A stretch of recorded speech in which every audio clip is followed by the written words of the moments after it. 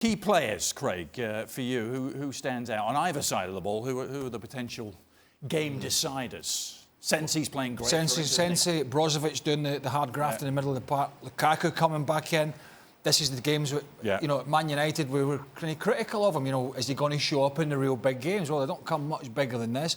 He didn't play midweek, so he's fresh enough. He's back in the side, so he would be a big player. And as Shaq mentioned, from Juve, it's about that back line. How does young Ligt handle his partnership with Bonucci? Gab, I wonder, is there a mental block perhaps for Inter to get over here? They've only beaten Juventus one time in the last 13 in Serie A. I don't think so. I mean, look, Inter have a whole lot of issues, mental and otherwise, and have had over the last decade. But, you know, I'm not a believer in those statistics. I don't see how it's relevant.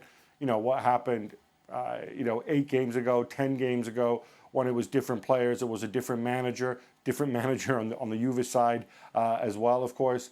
Obviously, when you're Inter, it does feel as if, you know, you're kind of always climbing a mountain. It's a very Sisyphean pursuit, if you will.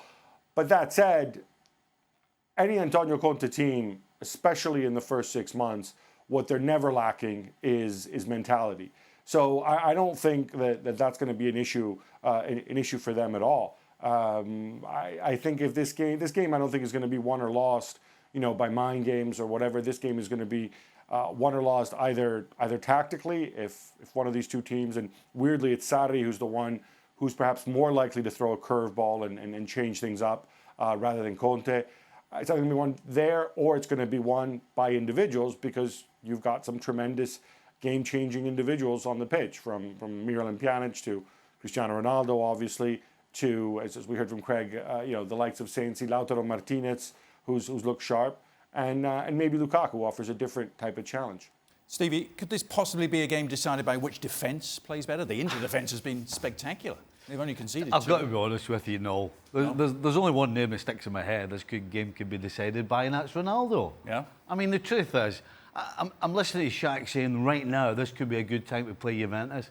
I've been trying to remember, when have Juventus in the last couple of seasons, regardless of the manager or players, have we sat and waxed lyrical about how they're moving the ball well, how they're creating loads of chances? You always get the feeling that there's more to come from Juventus, but you never quite get it. But they get results. They always get, when it matters most, there's one team and there's one guy in Ronaldo who comes up trumps. Well, he scored in both games at the San Siro last season. Prediction time, Shaka. Which way do you see this going? I think Inter get the job done, you know.